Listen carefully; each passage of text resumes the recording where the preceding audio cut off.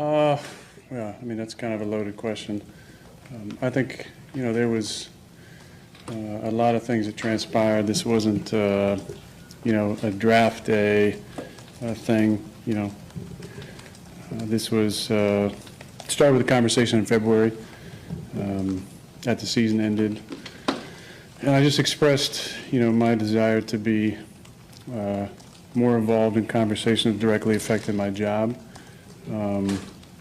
Also, I wanted to help the organization maybe learn from them some of the mistakes in the past, in my opinion, about the way that some of the outgoing veterans were treated, and just the fact that we didn't retain a number of players that I felt like were core players to our foundation, our locker room, high character guys. I'm talking about Charles Woodson, Jordy Nelson, Julius Peppers, Clay Matthews, Randall Cobb, James Jones, John Kuhn, Brett Good, T.J. Lang, Brian Balaga, Casey Hayward, Micah Hyde, guys who were, exceptional players for us, but great locker room guys, high character guys.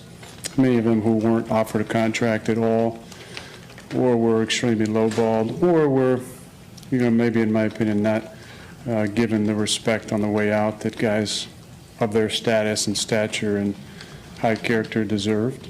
And then it kind of progressed from there into a commitment for the 2021 season and beyond.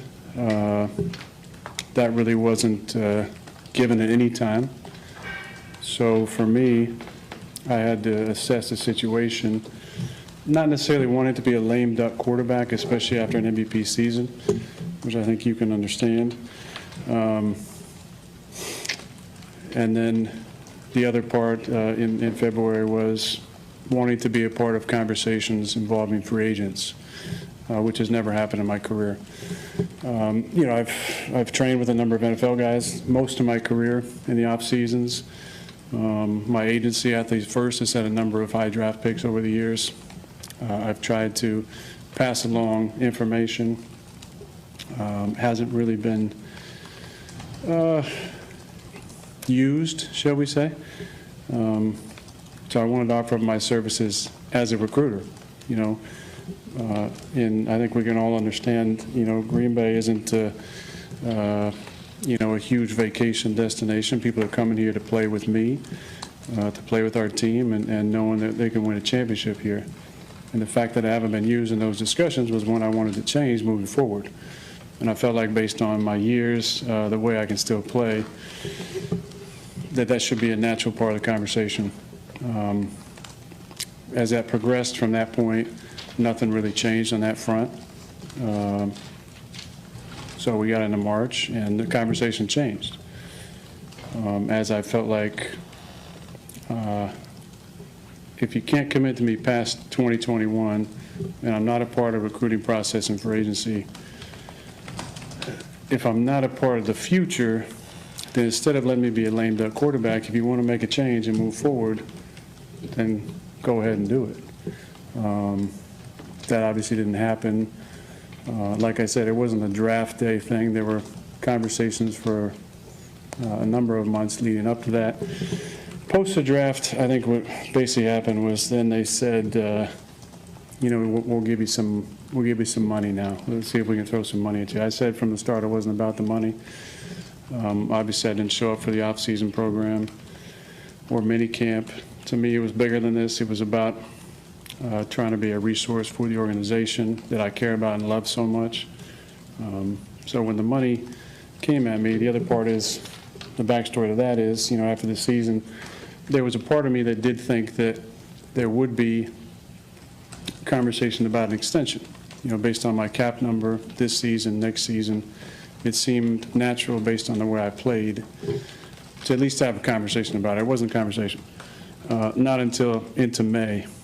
And that to me seemed like an analogy that you guys understand. You guys have a fantastic year at work. You write some great stories. You go to your boss and say, I just had an incredible year. I think I deserve a pay raise or, some security. And the boss says, let's just see how it goes. A couple months down the line, you get another job opportunity, you go back to your boss and say, hey, I got this amazing job opportunity. And we say, whoa, no, we love you. We do want you to stick around. We do care about you. It doesn't have the same feeling, and so, I said it wasn't about the money, and the way that felt, kind of just doubled down on that. Nothing really changed throughout the summer. There were obviously some developments in the last week or so, but I was really working on myself and my own mental state throughout the summer, and at various points deciding if I wanted to even keep playing. But the fire still burns, and I wanted to be on a football team, and we got some things figured out in the last few days, and I'm here. So along those lines, Let's go one at a time. Y'all get a chance. Does the Randall Cobb move, is that, not that's the answer, but does it show you that there's a step in the right direction from the organization's part to listen to you and respect your thoughts on personnel? Well, look, I'm really excited Randall's coming back. He's obviously a dear friend and a guy I still believe in that can really play.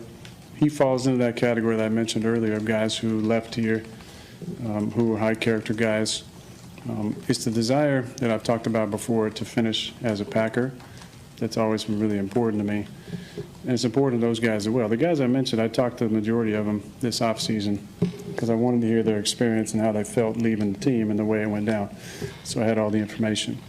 And I think there's a sadness underneath it all. Obviously, there's a sadness when your career ends, but a sadness that things went down the way they went down for a team that they cared about and loved and put their bodies on the line for so many years. So to get Randall back is really special. It's something that I talked about back in February, wanting to bring in a true slot receiver. I thought would make our offense more dynamic, and I think Randall's a dynamic player. He has been when he's been healthy. Aaron, was there a point over the last few months when you seriously considered retirement for this? You might have, and at what point did you change your mind and decide to actually come back? Yeah, that was definitely something I thought about. I talked about how important being a full-timer was for a long time. This was the first time to spend the off-season away without a COVID year or a lockout year. And I enjoyed it. I really did. I took time working on myself and trying to better myself in a number of areas where I feel like I could improve based on my own patterns and conditioning. And it was a lot of growth in that process. I continued to find joy and happiness in things off the field. However, there's still a big competitive hole in my body that I need to fill. And as I got back into my workouts, I just realized that I know I can still play, and I want to still play, and as long as I feel like I can give 100% to the team, then I should still play. Do you expect to be a Packer next year, and what would it take for you to be one next year? Yeah, I really don't know. I mean, I think things are in that direction haven't really changed at all. I think I'm just going to focus on this year. There's a lot of moving pieces besides myself, expiring contracts for a number of guys, so there's going to be a lot of tough decisions at the end of the year. I'm just going to enjoy this year and then revisit that conversation at the end of the season. Aaron, you said many times and you reiterated it's always been your goal to finish your career as a Packer. Do you hope that this progresses to a point where you feel all right with that moving forward? You said focus on this year, but do you still stand by what you said year after year that you want to finish with that? I did, but as you recall, I said last year that there's some things that might be out of my hands at this point. And, based on them drafting my replacement, J-Lo last year, I think that kind of put things in motion. Based on the way the season went last year, there was nothing in last season that made me confident that I'd be back after 21 and maybe even not after 2020. Thought we could progress some of those conversations with maybe a greater commitment during the off season. Like I said, that really didn't happen, but that's why I just have to focus on this season. And I love this team. I love the fans, and the opportunity to play on Lambeau Field has been a dream come true. To be in my 17th season is really special. I don't take that for granted. I'm not a victim here at all. I just want to reiterate that. Like, I've been paid a ton of money by this organization. I'm so thankful to be a starter here for my 14th season. Not many guys have the opportunity to do that. So I don't feel like anything's been done to me. It's a business. it's an incredible opportunity to play this game. It's a tough business too, though, and this is part of it. So I totally get that point, and that's not lost on me. That's why I'm just going to enjoy this season like I did last year, have the right perspective, and then make decisions at the end of the season. Aaron, help me with the recall on this. Help me with the recall on this. We came in here, I think it was 2018, and Kirk Cousins had got his deal, and Matthew got his deal. And so these guys were asking you, hey, and you said, it's going to come. Not concerned about the money. But I thought I remember you saying, I'm looking for is a partnership. Is that accurate? Because it wasn't long after that you got the deal. And then 6 months later on a Monday, they said they called you on a golf course and said, it's Matt LaFleur, why don't you talk to him? Is that the kind of thing you were talking about, and did it fade away after that? Yeah, well, I wouldn't call that a partnership, that part of it. I mean, I wasn't involved in those conversations at all. I had talked to Matt after the deal had already been in place to hire him as a coach. So I wasn't part of that conversation. Let's just make that completely clear. I do love Matt, and we've had a blast together, and I'm glad he's here. But it's decisions like that have happened over and over and over again that make me realize that the organization looks at me and my job is just to play. In my opinion, based on what I've accomplished in this league, the way I care about my teammates, the way I show up in the locker room, the way I lead, the way I conduct myself in the community, you should tie myself to a little bit more input. The rules, are the same for most people, but every now and then there's some outliers, guys who've been in an organization for 17 years and won a few MVPs, where they can be in conversations at a different higher level. I'm not asking for anything that other great quarterbacks across the last few decades have not gotten. The opportunity to just be in conversation. So if you're gonna cut a guy who, based on a meritocracy, was our second best receiver in training camp last year for the majority of camp, maybe run it by me, see what I feel. I might be able to change your mind. But at least to be in a conversation makes you feel like you're important, you're respected. And that's what I tried to convey in February and for the first couple months. But no, it hasn't been that. That's just the way they do it. I don't necessarily agree with it, but objectively, there's been a lot of success here over the last 30 years.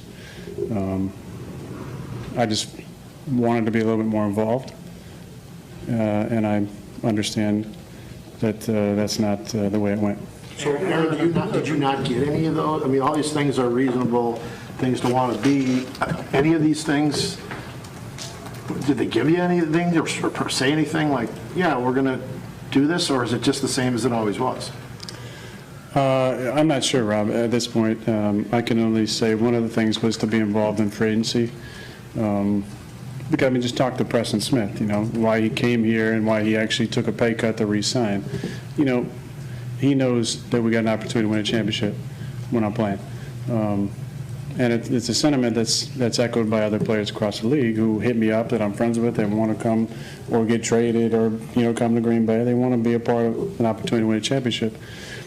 And that's why I just wanted to make myself available, to have those conversations, to be maybe something that tips it over the edge if you're trying to sign a specific guy.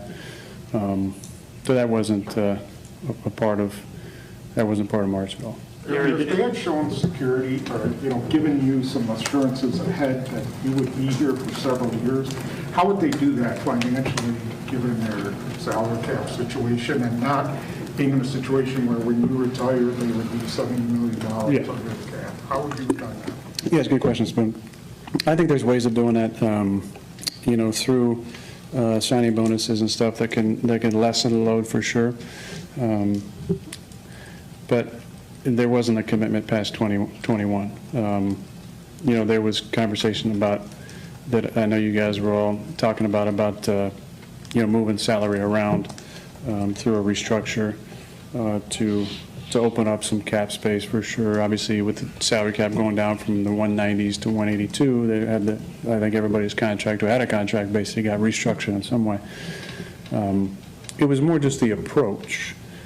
To not mention anything past 2021 made me feel like that I wasn't in the future plans, which again, I get it, it's a business, and I'm not a victim here. I've made a ton of money here, and I've been really fortunate to play a long time and to play here.